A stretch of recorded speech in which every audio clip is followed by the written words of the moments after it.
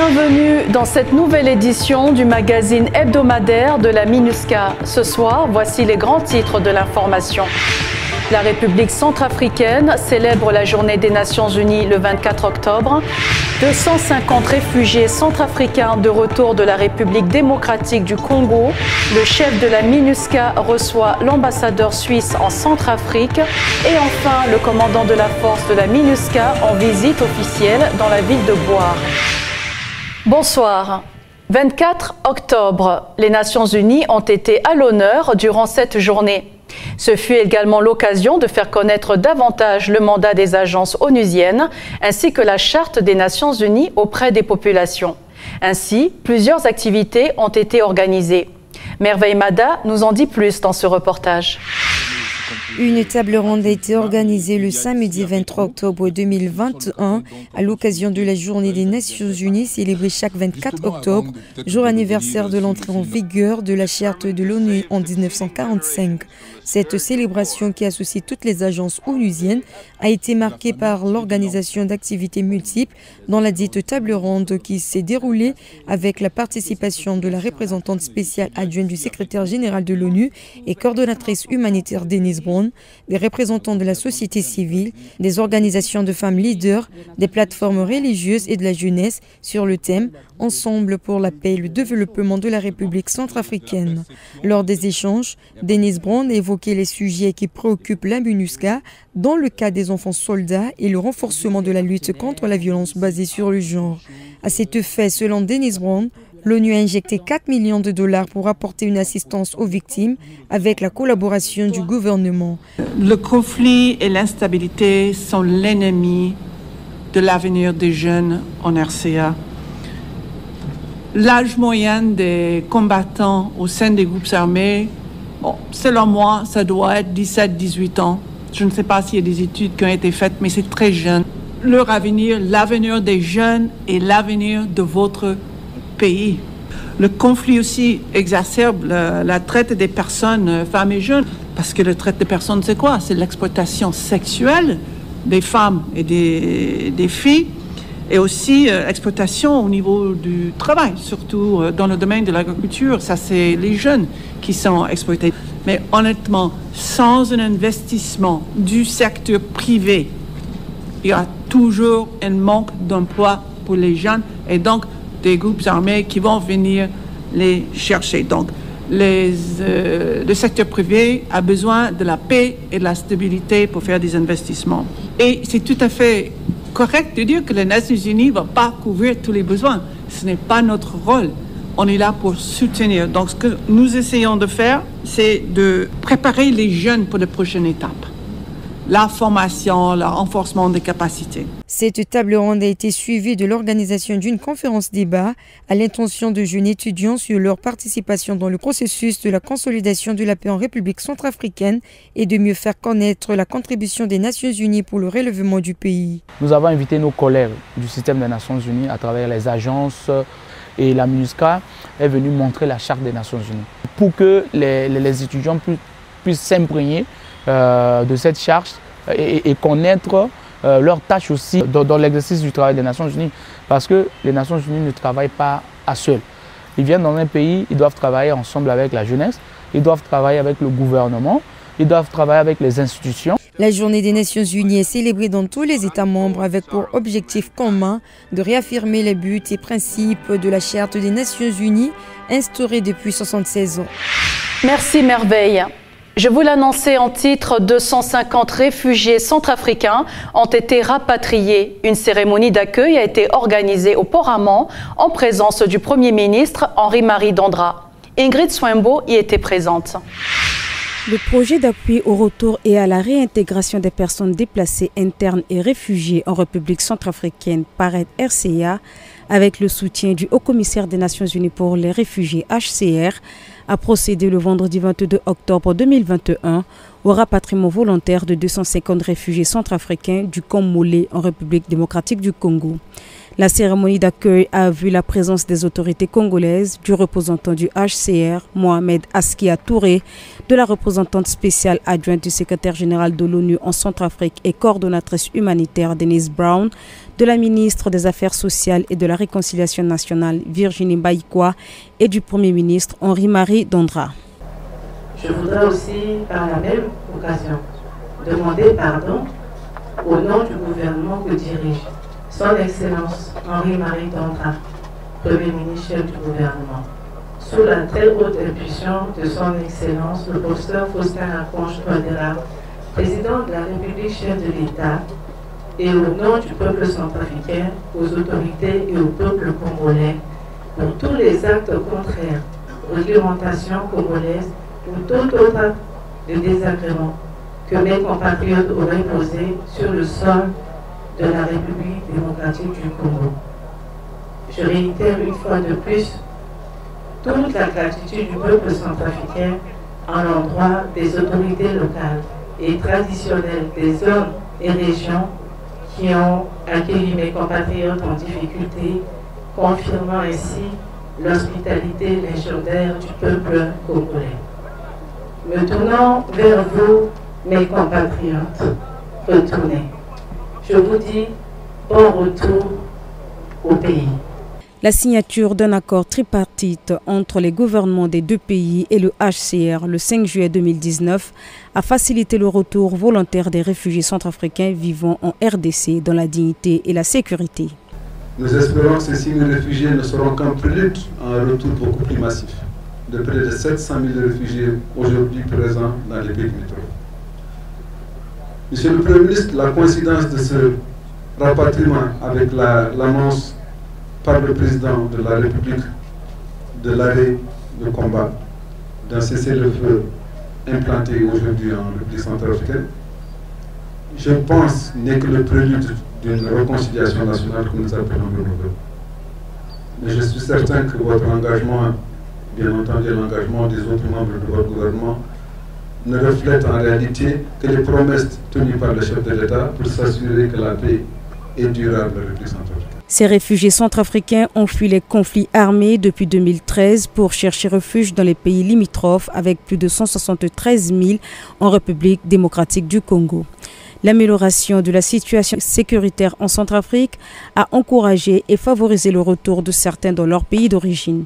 Dongbe Bienvenu, retourné volontaire et chef d'un ménage de 8 personnes, se dit très content de retourner sur la terre de ses ancêtres après 8 ans d'absence. Plus de 8 ans que nous avons passé là-bas, rien que le travail champêtre que nous faisons, c'est par là que nous gagnons notre vie. De retour, ce que nous avons fait, c'est continuer en ce sens. Si Dieu, par sa grâce, pouvons nous permettre de trouver quelques boulots, nous on va travailler ça. Parce qu'avec les 8 ans là, on a beaucoup d'expérience. On a beaucoup d'expérience, on a travaillé dans les champs, fait quoi, des piscicultures, tout et tout.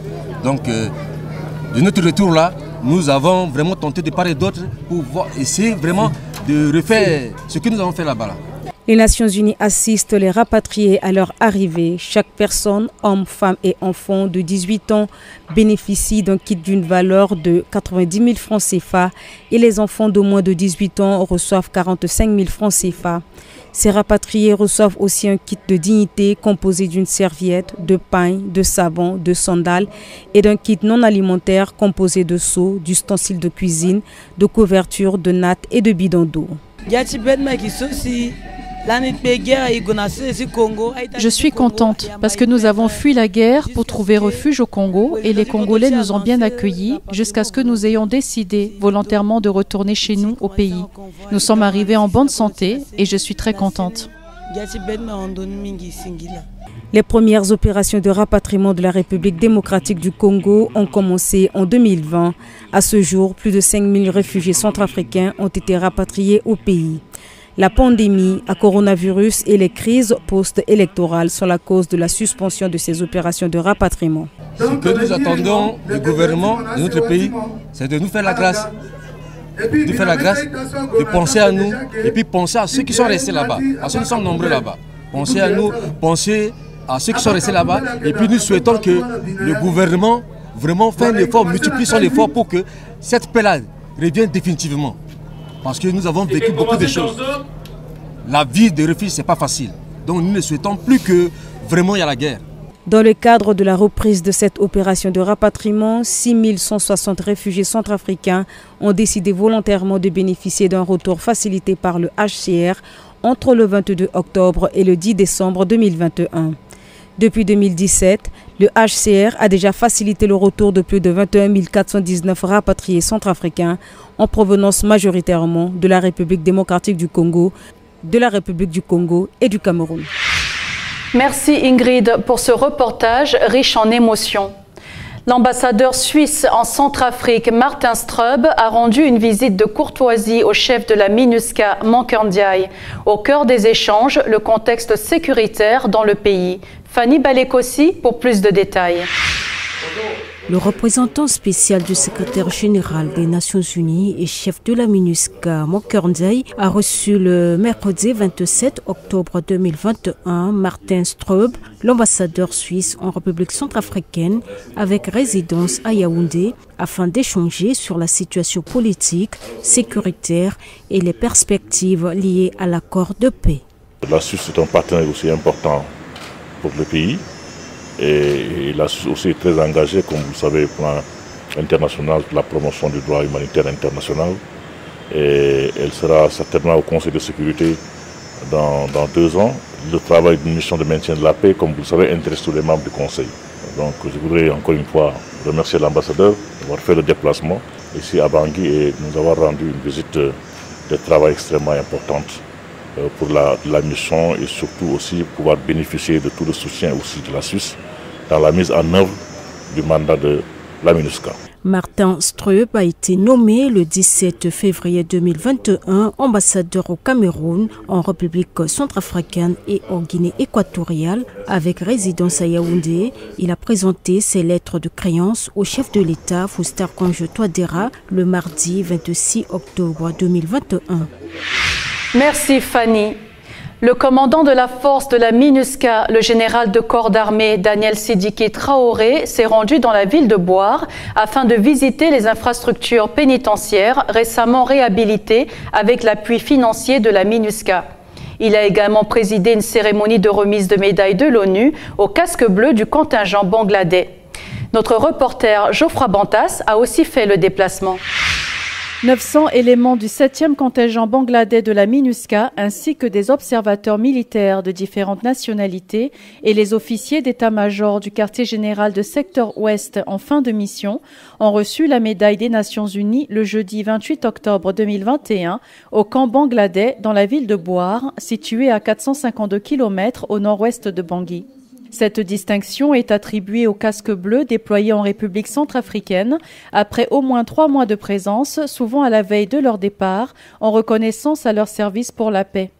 La cérémonie a été présidée par le commandant de la force, le général de corps d'armée Daniel Sidiki Traoré, en présence du commandant du 7e bataillon du contingent bangladais, le colonel Mohamed Ressoul Islam, du chef du bureau de la MINUSCA à Bouar, Périclès Gaspirano, et des autorités locales et administratives de la ville. C'est un événement extrêmement important pour nos unités parce que c'est là où les Nations Unies et la mission singulièrement font reconnaissance aux unités qui se sont engagées sur le terrain dans le cadre de l'application de notre mandat, la protection des populations civiles.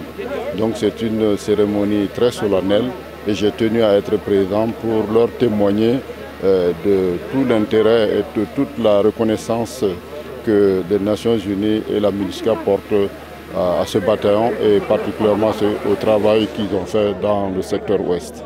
Depuis leur arrivée en Centrafrique le 9 novembre 2020, au-delà de leur mission régalienne de protection des populations civiles, le contingent bangladais a fait ses preuves sans incident majeur, notamment dans les opérations spéciales d'escorte des véhicules, la sécurisation des élections en décembre 2020. Le contingent a également fourni des traitements médicaux gratuits à plus de 6000 patients, en plus d'apporter un soutien à la population locale dans les domaines de l'éducation, du sport et de l'agriculture.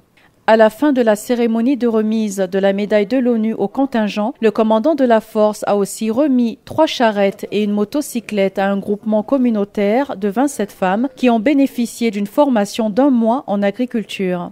Ces moyens de transport leur permettront de transporter leurs produits agricoles entre la ville de Boire et les villages environnants. Une des bénéficiaires se réjouit de ce geste louable. Il nous a donné des pousses pour faire la culture. Nous vous remercions et nous demandons toujours à ce que vous soyez prêts à côté de nous et que les autres mamans qui sont dans le petit village soient venir aussi faire la formation comme nous aussi pour que notre ville, notre pays soit développé. Le général Daniel Sidiki Traoré, accompagné de Dieudonné Bolinanguera, directeur de l'administration pénitentiaire, a clôturé sa visite en se rendant à la maison centrale de Boire pour se rendre compte de l'état du bloc administratif, de la clôture et de la guérite, tous financés et construits par la MINUSCA. Au cours de cette visite, le commandant de la force a procédé à une visite guidée des dortoirs des détenus afin d'évaluer leur état par rapport aux normes internationales. Le directeur de l'administration pénitentiaire en témoigne. C'est un sentiment de satisfecit grâce à l'appui de nos partenaires que vous êtes, je veux dire la MINUSCA. Il y a à peine 5 ans, j'étais ici président du tribunal, j'étais ici avocat général à la cour d'appel, mais je vous dis que c'était une bâtisse. Une petite bâtisse. Et aujourd'hui, l'œuvre est grandiose. Et aujourd'hui, la maison centrale de Boire est devenue un établissement pénitentiaire de référence. De référence par rapport au respect des normes internationales. Et là aussi, c'est l'œuvre de la MINUSCA qui n'a cessé de nous aider de bout en bout. Toutes ces réalisations qui se fondent sur un pilier, l'humanisation des centres de détention. Des visites de travail du commandant de la force de la MINUSCA vont se poursuivre dans d'autres préfectures de la République centrafricaine dans le cadre de la mise en œuvre du mandat de la mission. Depuis quelques semaines, une vidéo montrant Ali Daras, chef du groupe armé UPC, avec en arrière-plan des véhicules et un hélicoptère des Nations Unies, circule sur les réseaux sociaux, évoquant une éventuelle complicité entre l'UPC et la MINUSCA. Le porte-parole de la force de la MINUSCA, le lieutenant-colonel Abdulaziz Ouedraogo, s'est rendu dans les locaux du département de la communication de la mission afin de faire une mise au point sur cette désinformation. Nous l'écoutons. Merci de me donner l'opportunité d'éclaircir ce point. Il faut rappeler que dans le cadre de l'accord de paix politique du 6 février 2019, il avait été demandé à la MINUSCA de faciliter le déplacement et le transport de certains leaders de groupes armés ou leurs représentants afin de participer à des réunions à Bangui de comité de suivi de ces accords. Donc dans ce cas, des requêtes ont été adressées à la MINUSCA et M. Ali Darassa a été transporté comme bien d'autres personnels du gouvernement et bien d'autres membres de groupes armés ou leurs représentants avec des aéronefs de la MINUSCA. Ces images sont antérieures à la crise de décembre 2019 et ont été sorties de leur contexte et volontairement manipulées afin de désinformer et ternir l'image de la MINUSCA avec les populations avec qui elle entretient de très bonnes relations. Je tiens aussi à rappeler à ceux qui disent que la MINUSCA ne fait rien ou que la MINUSCA est coupable de l'enlisement de la situation, de se rendre un peu en profondeur dans les campagnes reculées pour se rendre compte que nos soldats de la paix effectuent un merveilleux travail jour et nuit. On patrouille quotidiennement, on assure des actions civilo-militaires au profit des populations afin qu'elles puissent retrouver la quiétude, qu'elles puissent vaquer tranquillement à leurs occupations. La MINUSCA, en coordination avec les FACA et les forces de sécurité intérieure, travaille inlassablement à ce que la situation sociopolitique devienne normale et propice à des activités socio-économiques pour le bien de ces populations de Centrafrique. C'était les propos du porte-parole de la force de la MINUSCA suite à la campagne de désinformation qui agite actuellement les réseaux sociaux depuis quelque temps. Financés par la MINUSCA, les projets à impact rapide ont pour but, entre autres, de soutenir les communautés et d'accompagner le mandat de la mission. Dans quelques instants, nous donnerons la parole à notre collègue Francis Yapendi qui nous en dira plus. Restez avec nous. Il y a 76 ans, était fondée l'Organisation des Nations Unies porteuse d'espoir pour un monde tout juste sorti des ténèbres d'un conflit catastrophique. Aujourd'hui, les femmes et les hommes qui composent l'ONU font vivre cet espoir partout sur la planète. Le Covid-19, les conflits, la faim, la pauvreté et l'urgence climatique nous rappellent que notre monde est loin d'être parfait. Mais il montre aussi clairement que la solidarité est la seule voie possible pour aller de l'avant. Nous devons agir ensemble pour relever les grands défis auxquels nous sommes confrontés et progresser dans la réalisation des objectifs de développement durable. En veillant à ce que chaque personne partout dans le monde ait accès au vaccin contre Covid-19 le plus rapidement possible. En protégeant et en faisant respecter les droits et la dignité de tous, en particulier des personnes les plus pauvres et les plus défavorisées, des filles et des femmes, des enfants et des jeunes.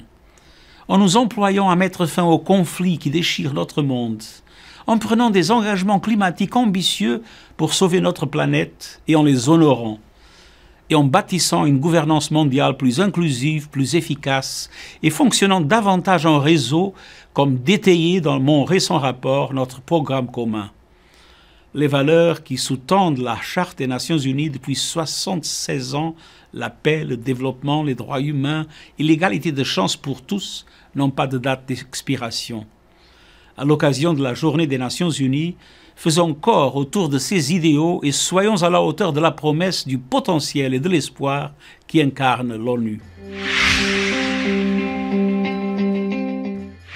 De retour sur le plateau du magazine hebdomadaire de la MINUSCA et nous abordons la deuxième partie de cette édition avec notre collègue Francis Yapendi qui nous parle plus en détail des projets à impact rapide financés par la MINUSCA.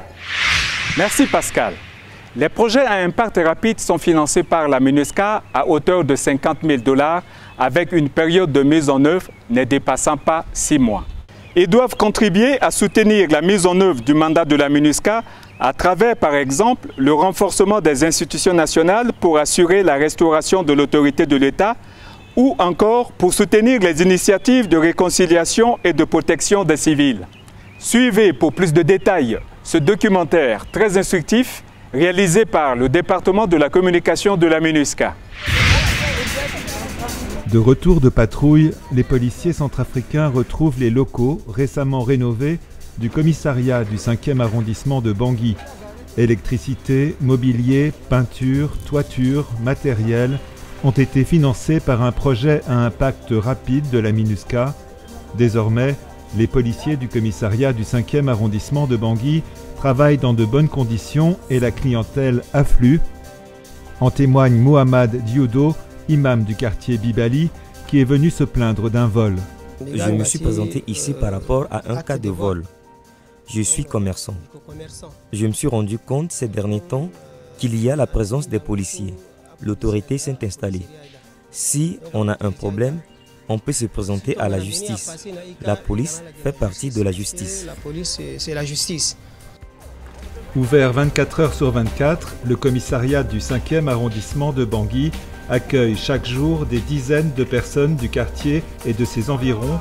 Leur premier interlocuteur à leur arrivée au commissariat est le chef de poste. Du lundi au samedi, les gens viennent se plaindre pour des cas de braquage de motos, de vols, de problèmes conjugaux.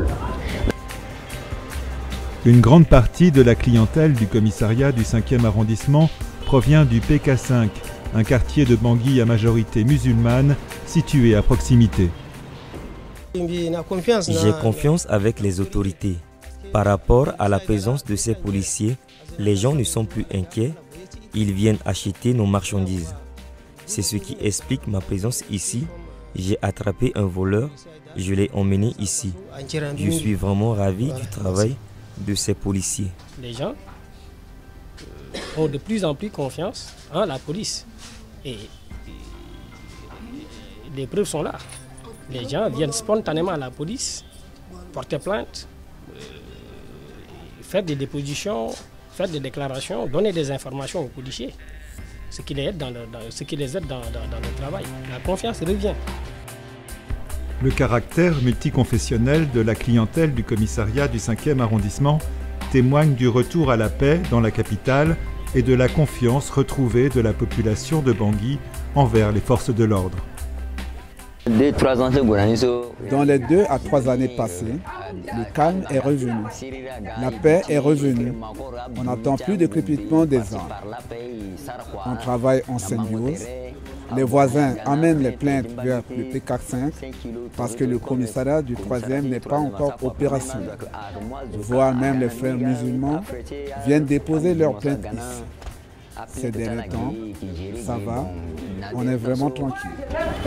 Les forces de sécurité intérieure centrafricaines sont soutenues au quotidien par les policiers de la MINUSCA. Ils viennent chaque jour au commissariat du 5e arrondissement où ils ont leur bureau. Le rôle des policiers de la MINUSCA consiste notamment à rédiger chaque jour un rapport sur la situation sécuritaire de l'arrondissement.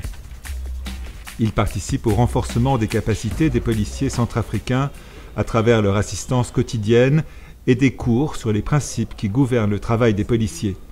Ils les accompagnent également dans des patrouilles conjointes.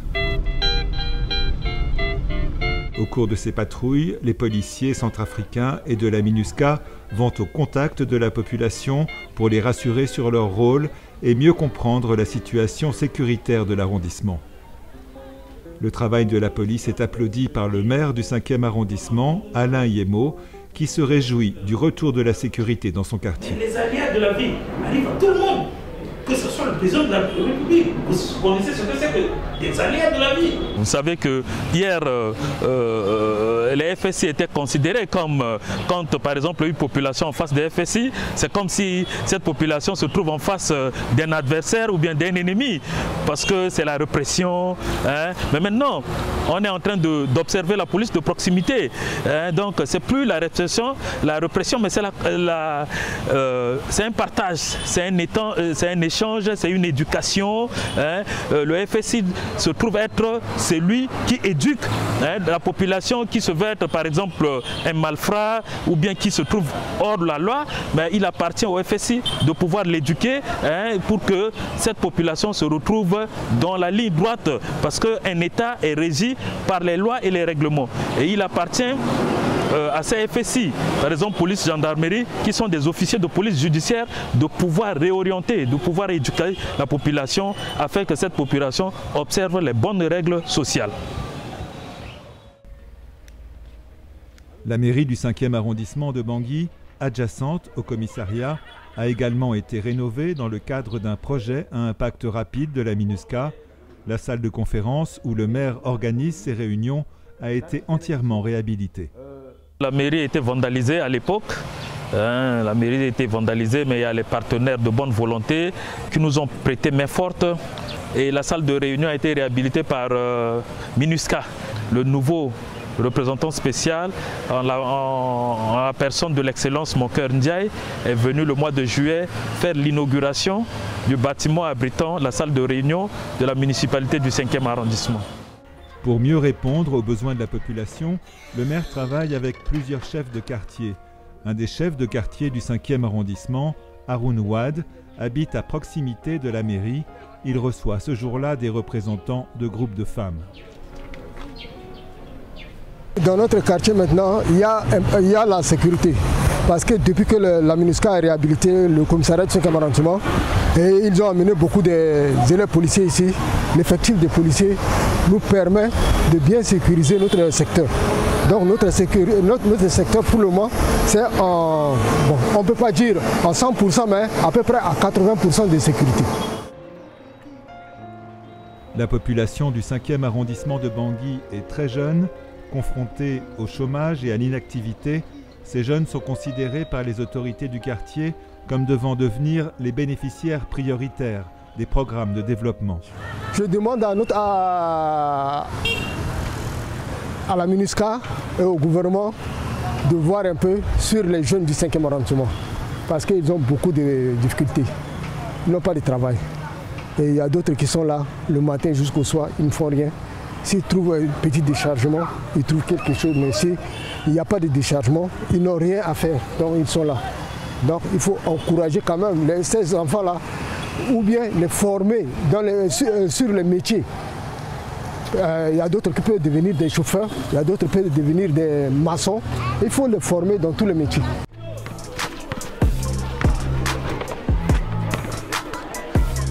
Pour aider les jeunes à s'occuper et à s'intégrer dans la société, la MINUSCA finance, à travers ses projets à impact rapide, des terrains de sport, tels que le terrain de basket de la Maison des Jeunes de Castor, dans le 3e arrondissement de Bangui. Sous la direction de Freddy Galère, des jeunes de 6 à 14 ans apprennent les rudiments de ce sport roi en République centrafricaine, qui a gagné à 2 reprises la Coupe d'Afrique des Nations. Parce que quand il y avait la guerre, quand il y avait la mutinerie, les enfants n'avaient pas d'endroit où aller se distraire. Alors on les récupérait dans ce qu'on appelle les ledgers pour pouvoir les animer. Et à force de les animer, ils ont pris goût et c'est comme ça qu'on a commencé à leur apprendre le basket, le football. Mais après, on a eu l'idée de focaliser ça sur le basket. Je remercie vraiment la MINUSCA parce qu'à un moment, cette donnée c'était totalement délabré, c'était totalement injouable, impraticable. Et alors la MINUSCA est arrivée à refaire les anneaux, à refaire ce que vous voyez là, la surface, a remis la peinture, ce qui a donné un nouveau souffle. Parce que quand quelque chose est neuf, l'enfant s'attire et je pense que ce geste ne doit pas seulement rester à vous voyez, les enfants ils sont là contents. S'il n'y avait pas ça, ils seraient dans le quartier en train de jouer au Vaïtis, mais merci à la MINUSCA quoi.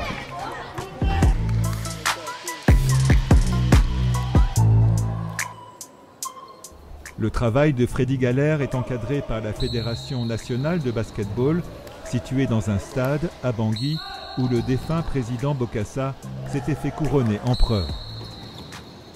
Le basketball, ça représente le sport roi. Le basketball, c'est la joie de tout le peuple centrafricain quand ils ont gagné à 2 reprises, en 1974 et en 1987, la Coupe d'Afrique des Nations.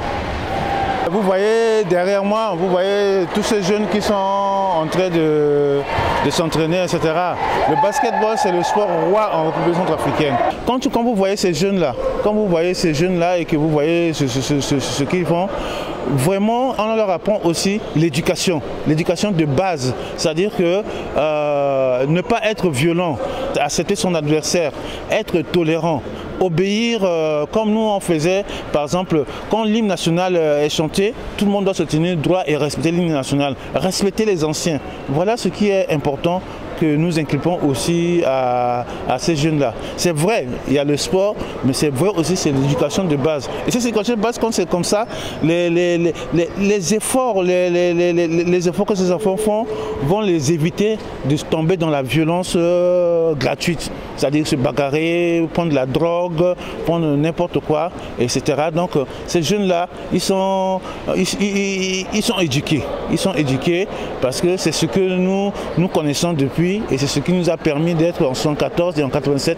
champions d'Afrique des Nations.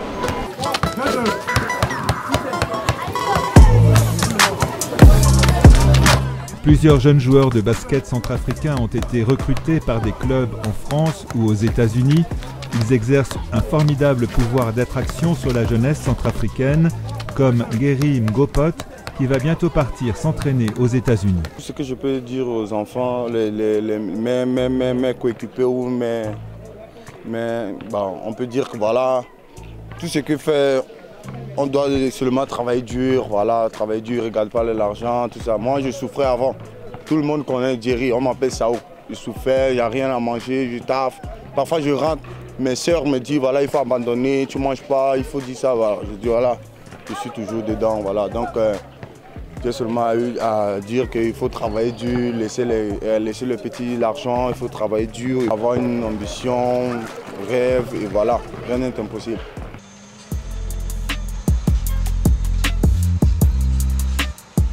Les projets à impact rapide de la MINUSCA visent à apporter des réponses immédiates aux besoins des populations et à renforcer la collaboration avec les communautés centrafricaines. Ces projets ont notamment pour objectif la protection des civils, le retour progressif de l'autorité de l'État et le renforcement des services sociaux de base. En 2020, ces projets ont également inclus la lutte contre la pandémie de Covid-19 et l'appui au processus électoral.